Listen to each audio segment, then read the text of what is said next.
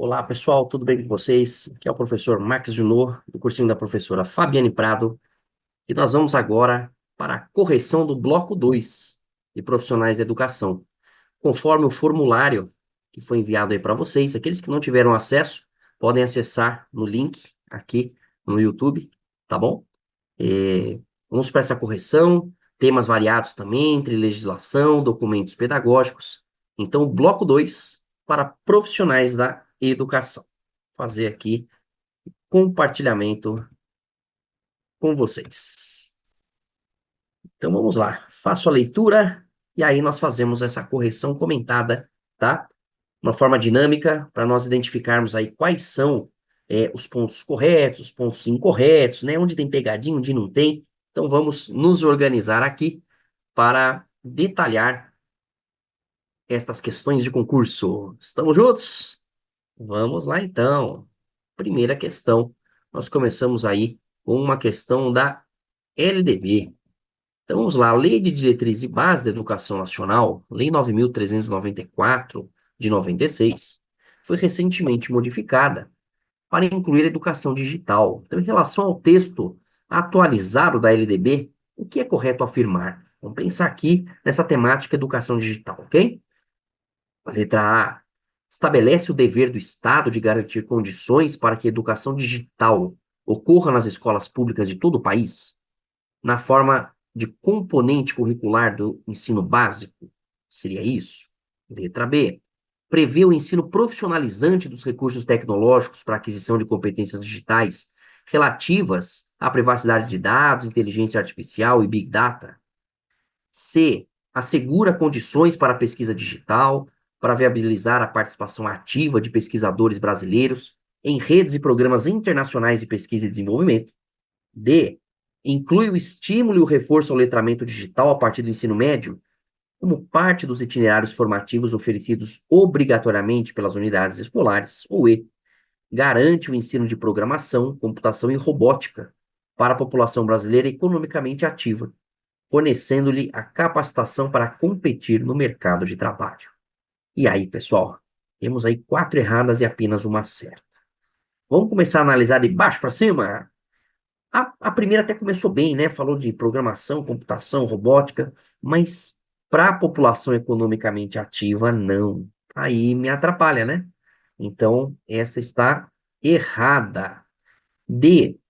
Estímulo e reforço ao letramento digital a partir do médio. Então, quer dizer que fundamental não tem. Errou aqui também, tá? C.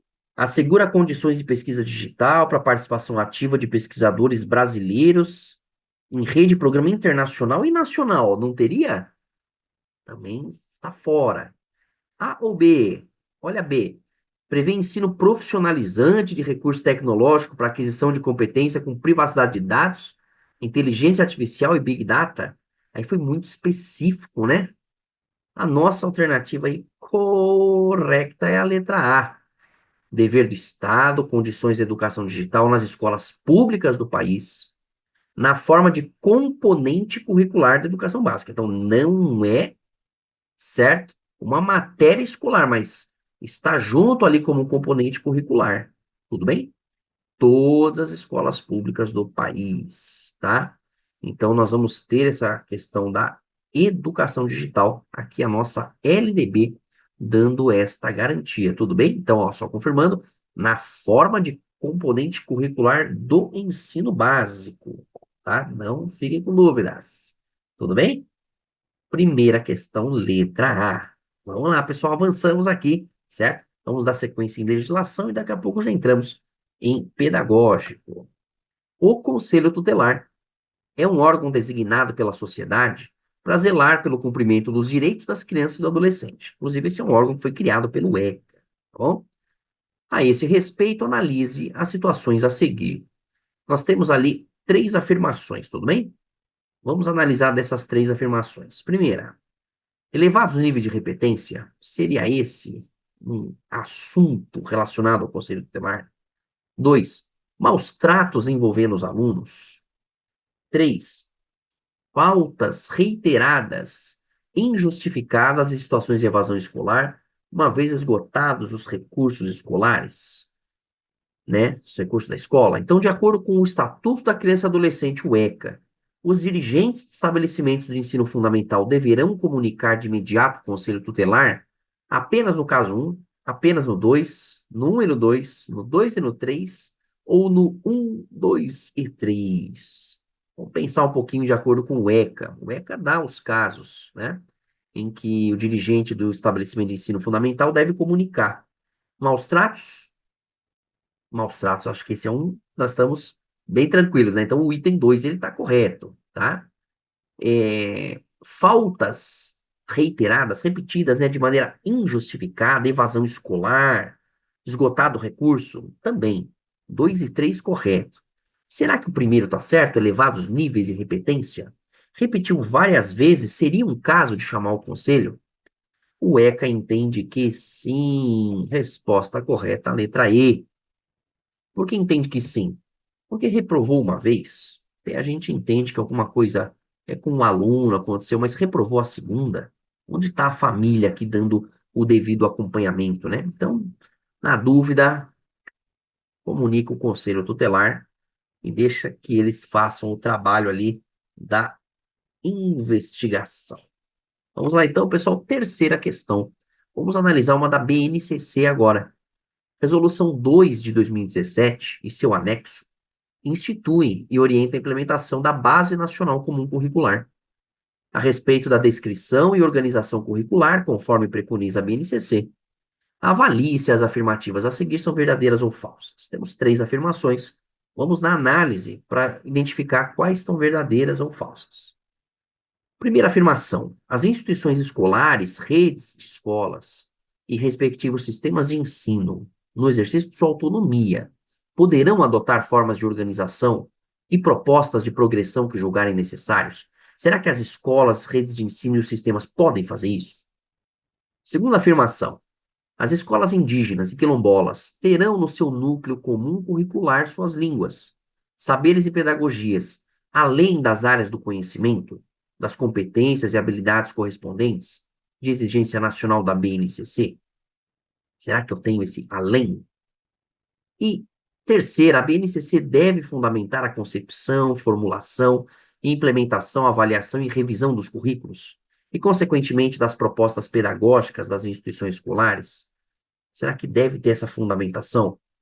Pessoal, as nossas três alternativas estão corretas.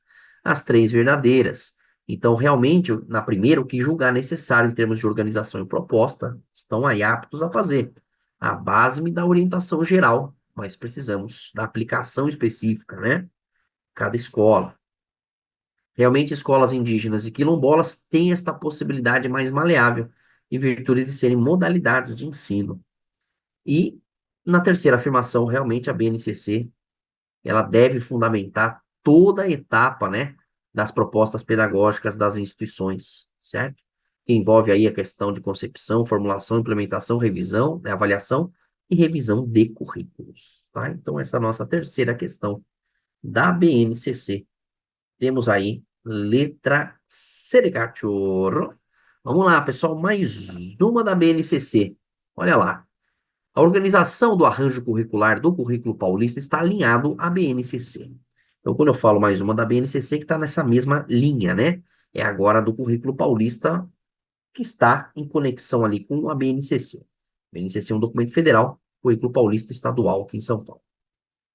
Então, a organização do Currículo Paulista está alinhada à BNCC e revela também a progressão das aprendizagens e do desenvolvimento, mediante aprofundamento de experiências propostas para crianças de 0 a 5 anos e 11 meses. Tudo bem? Vamos à pergunta agora.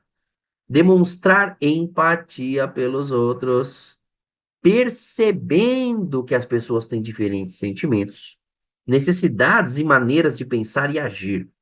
É um objetivo de aprendizagem para a educação infantil que, conforme o documento Currículo Paulista, relaciona a qual campo de experiência? Então, atenção à descrição, certo? Nós falamos ali de corpo, gestos e movimentos, espaços, tempos, quantidades, relações e transformações, o eu, o outro e o nós, escuta, fala, pensamento e imaginação, ou traços, sons, cores e formas. Vamos na dica. Ele falou demonstrar empatia pelos outros. Você demonstrar empatia é aquela capacidade de se colocar no lugar do outro, né? Buscar sentir, né, o que o outro está sentindo, a necessidade, a maneira dele de pensar. Então é um processo aqui no desenvolvimento, não é? Talvez não é o eu, talvez é a formação do outro e a consolidação do nós. O eu, o outro e o nós. Corpo, gestos e movimentos, mas a parte aí, que é um precursor da educação física, né? Dessa parte de movimentação. Espaço, tempo, quantidade, relação, transformação. É o precursor ali, né? Da matemática, né? Esses conhecimentos. Escuta, fala, pensamento, imaginação, certo? Nós temos muito da relação da oralidade aqui, desenvolvimento do pensamento. Traços, cores e formas, temos a parte da arte, né? Escuta, fala, pensamento, imaginação, trabalho aí com a nossa língua, né? A língua portuguesa. Então, nós temos a criação da identidade, da autonomia, da independência, da empatia, tá? Socialização, esse foi a letra C, é especificamente o que nós temos ali de alternativa correta nesta quarta questão. Vamos lá, avançamos. Quinta questão. Agora, no currículo paulista, o tema inclusão.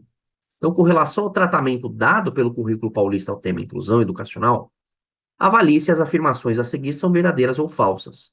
Temos três afirmações aí, e nós precisamos identificar quais são verdadeiras e quais são falsas. Vamos lá?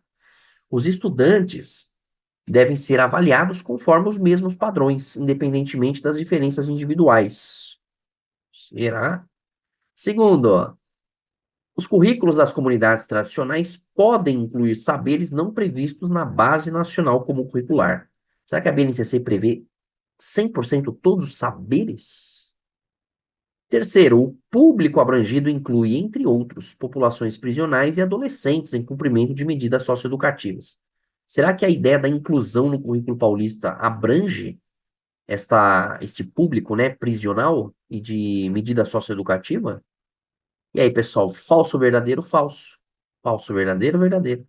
Verdadeiro, falso, falso. Verdadeiro, verdadeiro, falso. Ou falso, falso e verdadeiro. A gente já sabe que não tem nenhuma alternativa dizendo que todas são falsas ou todas verdadeiras. Então eu tenho ali alguma coisinha daqui e dali, certo? Então falar na primeira que todos devem ser no mesmo padrão, essa é falsa, né? Eu já elimino aqui C e D.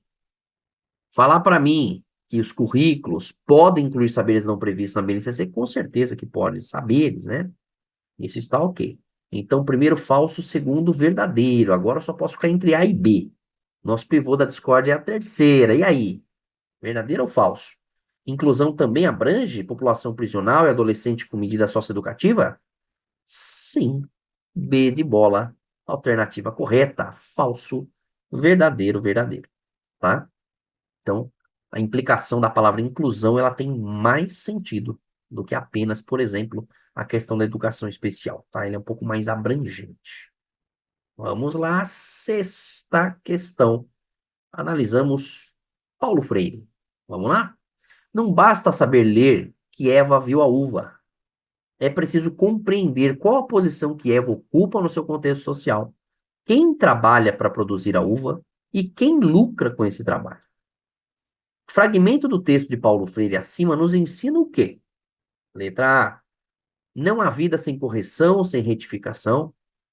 Não há saber mais ou saber menos. Há saberes diferentes. A leitura do mundo precede a leitura da palavra. Me movo como educador, porque primeiro me movo como gente. Ou E. Não há ensino sem pesquisa e pesquisa sem ensino. Então, a situação dessa questão pode parecer confusa porque temos várias expressões filosóficas de Paulo Freire aqui. Todas são frases dele, certo? Tem ali até a indicação. Só que eu quero saber qual é a frase que me descreve a situação do Eva viu a uva. Essa é uma crítica que ele faz às cartilhas, certo? Que usam é, essas questões, né? O boi baba na bacia, a Eva viu a uva, certo? Como formas de alfabetizar que estão totalmente fora de qualquer prática social que o aluno tem. Esse aluno não sabe nem quem é Eva, tá? Viu a uva, mas viu a uva onde? Que uva que é essa? É a roxinha ou a verde? Né? Então, assim, não tem contexto nenhum em alfabetizar desse jeito. Agora, qual é a frase que Paulo Freire usa para poder dar essa explanação? A alternativa correta é a C. A leitura do mundo precede a leitura da palavra, tá? Primeiro, a realidade do aluno. Eu preciso conhecer a realidade do aluno. O professor deve ter uma apreensão da realidade do aluno para então ensinar. Ensinar exige compreender, né, a realidade do aluno. Então, não há vida sem correção, sem retificação, para aplicação de quando eu tenho questões aí que eu necessito corrigir. Não foi o caso. Não há saber mais ou saber menos, saberes diferentes. No caso, se a gente concordasse com a cartilha, seria essa letra B, né? Ah, não, isso é só uma outra forma de alfabetizar. E não é isso o caso. Me movo como educador, porque primeiro eu me movo como gente, talvez que seria numa questão mais humana, né, da relação professor-aluno. E a questão na E sobre pesquisa, né, a importância de fazer pesquisa. Talvez tenha alguma explicação aqui, mas aqui realmente nós estamos falando da função social, tá? Que a leitura e escrita, elas devem ter no ambiente educacional. Vamos lá? Questão 7. Vamos mais uma do Paulo Freire, tá? Vamos analisar aqui agora a questão da sua grande teoria na alfabetização de adultos. Então, Paulo Freire contribuiu muito para a educação brasileira. Ele defendeu a ideia de que na alfabetização se deve investigar e trabalhar as palavras geradoras. E na pós-alfabetização deve-se pesquisar e desenvolver o processo educacional com os temas geradores. Com base nos seus conhecimentos sobre Paulo Freire, influência na educação brasileira, marque a alternativa incorreta, certo? Então temos 4 aqui com a fala de Paulo Freire. E uma delas que é a crítica. E isso não é Paulo Freire. Ele critica isso. Vamos tentar identificar? Então, letra A falou que ele propõe a substituição da aula pelo círculo de cultura, no qual, por meio da relação horizontalizada, educador e educando aprendem mutuamente, discutindo palavras, temas ou contextos geradores de suas próprias culturas. Essa está correto. Círculo de cultura é uma expressão de Paulo Freire. Ele entende sim que a relação é horizontal. Por que horizontal? Lado a lado, professor-aluno, tá? Então, a letra A está ok, eu estou buscando a incorreta. B. Para Paulo Freire, a educação bancária implica numa espécie de anestesia inibindo o poder criador dos educandos. O autor afirma que a educação problematizadora é a melhor opção, pois possui caráter autenticamente reflexivo e implica num constante ato de desvelamento da realidade. Então, segura a letra B aí, porque na letra B ele critica a educação bancária e diz que a correta, a melhor opção seria a educação problematizadora. Segura B aí. C. Paulo Freire acreditava que toda relação humana se desenvolve numa dimensão política aprendida pela leitura de mundo, que por sua vez é a base da leitura da palavra, essa está certa. Inclusive, foi base da questão anterior, né? D. Uma das contribuições importantes de Paulo Freire foi na educação de jovens e adultos, a EJA. O autor fez um trabalho em prol da desinfantilização da EJA, levando em conta a importância de se trabalhar temas e assuntos comuns da realidade dos estudantes. Certíssimo, né? Ter uma pedagogia para adultos. Foi exatamente. Agora, preciso analisar aí. Paulo Freire acreditava e defendia a educação bancária como a melhor forma de educar. Nela, o professor vê o aluno como um banco no qual deposita conhecimento. Na prática, o aluno é como um cofre vazio em que o professor acrescenta fórmulas, letras e conhecimento científico. Então, aqui, pessoal, a B de bola e a E, elas são contraditórias, diretamente contraditórias. Na letra B, ele está falando que a educação bancária não é a melhor, e na E, ele está dizendo que ele defende. E aí, pessoal, é uma crítica à educação bancária ou é parte da teoria dele? A alternativa correta é a letra E. É uma crítica. Ele não defende a educação bancária. Esse negócio de simplesmente dar, né, o conteúdo ali para o aluno, ele é um crítico ferrenho deste formato. Tudo bem? Então, sétima letra E. Vamos lá, Antony Zabala. Vamos dar uma avançada com Antony Zabala agora, tá? Antony Zabala, espanhol, aponta como o grau máximo de relações entre as disciplinas, no qual há uma integração global dentro de um sistema totalizador. Interdisciplinariedade, transdisciplinariedade, multidisciplinariedade ou globalização de conteúdos disciplinares. Então, globalização não, certo? Nós estamos falando de um sistema de disciplinas, tá? E não só de conteúdos. Então, nós estamos falando da questão de disciplina. Interdisciplinaridade seria uma relação entre disciplinas. Transdisciplinaridade, eu não tenho disciplina. Eu tenho tudo sendo trabalhado em conjunto. Multidisciplinaridade, eu tenho muitas disciplinas sendo trabalhadas juntas. Então, qual seria o grau máximo de relação entre elas? Inter, elas se conversando. Trans, não tendo disciplina, tá? E todos os temas são vistos. Mas eu não tenho português, matemática, sem história e geografia. Mas eu estou dando uma aula e o aluno pergunta sobre a bandeira do Egito. Nós estamos falando da bandeira do Egito. Estamos falando de língua, estamos falando de cultura. Daqui a pouco eles perguntam coisa onde que eles moram, na África. E a culinária, fala da culinária, e puxa a culinária da casa dele. E eu puxo a influência afro-brasileira. E a aula flui desse jeito, sem que necessariamente eu tenha português, matemática, ciência, história e geografia. Então, a alternativa correta é a B de bola, é a transdisciplinaridade. Nesse formato, nesse exemplo que eu dei do Egito, da África, percebe? Comecei falando do Egito, passei falando da comida da minha casa, uma influência afro-brasileira. Então, para ele, essa seria a melhor forma. No caso, se a gente fosse analisar a grosso modo, globalização de conteúdos disciplinares até poderia ser, né, essa explicação, mas não a terminologia, tá? Não é uma relação entre disciplinas, tá? Então, esta seria a transdisciplinaridade. Tudo bem? Vamos lá, 9. Mais uma do Antônio Zabala. Agora sobre sequência didática. Na abordagem de Antônio Zabala sobre sequência didática, qual elemento é responsável por estabelecer o que se pretende que os alunos aprendam ao final da sequência, representando os conhecimentos, habilidades e valores que se espera que desenvolvam? Olha a dica no enunciado, hein? É o elemento responsável pelo que eles se pretende que eles aprendam no final. Seria a atividade, a avaliação, o objetivo, o conteúdo ou a metodologia? A atividade é a tarefa em si. A avaliação, o processo. O objetivo é aquilo que eu faço no começo, que eu espero que chegue no final. Será? Conteúdo é o que eu estou ensinando, metodologia é como eu estou ensinando. Então, dentro de uma sequência didática, eu tenho todos esses elementos, mas aquele que é o responsável por fazer a relação início-fim só pode ser os objetivos. O professor precisa ensinar com os objetivos em mente, tá? Tendo o fim desde o princípio. Nossa, que profundo! Exato. Ele tem que ensinar pensando naquilo que se espera alcançar no final, conhecimentos, habilidades, valores que ele espera que sejam desenvolvidos. Então, a minha sequência didática, ela precisa ser pautada dentro do objetivo, tá? Então, 9, C de cachorro.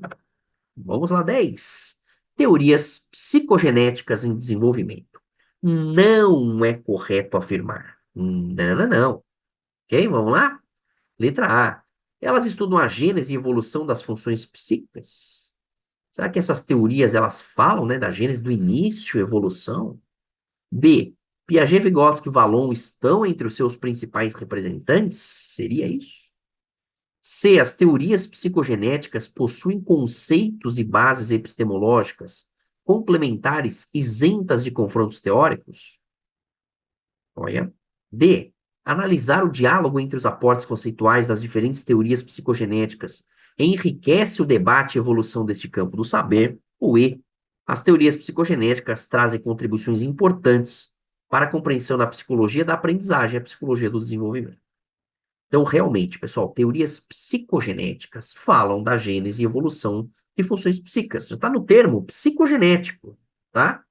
Sim, os três grandes autores psicogeneticistas são Piaget, Vygotsky e Vallon, tá? É, E teorias contribuem para a aprendizagem e desenvolvimento? Sim, também. C e D são contraditórias, elas são opostas. E aí? Na C falou que são isentas de confronto teórico, ou na D falou que é importante ter esses confrontos, esse diálogo, essa análise, porque isso enriquece o que não é correto, que é a pergunta nossa, alternativa C D, cachorro, letra C, sobre as questões psicogenéticas. Vamos lá? temos mais uma das teorias psicogenéticas. Nesta questão, diz que as teorias psicogenéticas, discutidas por Lattaille, Oliveira e Dantas, trazem a temática da afetividade e cognição. Essa é a segunda parte da obra, certo? Entre as teorias psicogenéticas, destaca-se a desenvolvida por Jean Piaget, que contribui para a compreensão do desenvolvimento do juízo moral da criança. Com base na teoria piagetiana, pode-se afirmar que, vamos ver o que nós lembramos, o juízo moral? Letra A. Todo ato moral envolve obrigatoriamente dois aspectos, o dever e o bem, sendo que o primeiro corresponde ao sentimento de obrigatoriedade que experimentamos perante uma regra moral. O dever é o sentimento que nós temos aí, não? Quando experimentamos. B. Os aspectos mais difundidos e explorados na abordagem piagetiana são aqueles referentes ao funcionamento cognitivo, entre eles a centralidade dos processos psicológicos superiores no funcionamento típico da espécie humana. Quem que fala de processo superior, hein? Eu acho que não é Piaget, hein? Eu acho que é Vygotsky. Olha C. A teoria piagetiana é considerada uma teoria cognitivista à medida que se preocupou com a investigação dos processos internos relacionados à aquisição, organização e uso do conhecimento. Eu acho que Piaget é construção de conhecimento, mas vamos lá, olha a D. Toda moral consiste num sistema de regras, e a essência de toda moralidade deve ser procurada no respeito que o indivíduo adquire por tais regras. Então, o juízo moral seria a relação que uma pessoa tem com as regras, tá? Então, já vi que B e C não são, tá? Será que a letra A, todo ato moral obrigatoriamente tem dever e bem? Será que não tem uma relação com o dever e a paixão, por exemplo? Tem. Então, há uma conexão entre razão e sensibilidade. A alternativa correta é a D de dado. A essência da moral são as regras, tanto que os três momentos do juízo moral é a anomia, heteronomia e autonomia, que são três conexões com nomia, normas, que são regras, tá? Então, sim, a questão da regra, ela é importante e muito presente. Vamos lá, pessoal, a nossa saideira. Questão 12. Competências da BNCC reiteradas pelo currículo paulista. Vamos ver como é que nós estamos com competências para fechar nossa correção? Letra A. Conhecer-se, apreciar-se, cuidar de sua saúde física, frequentando centros de treinamento e academias que valorizem suas emoções e a dos outros. Eu tenho alguma competência geral que aborda sobre autocuidado, por exemplo? Olha.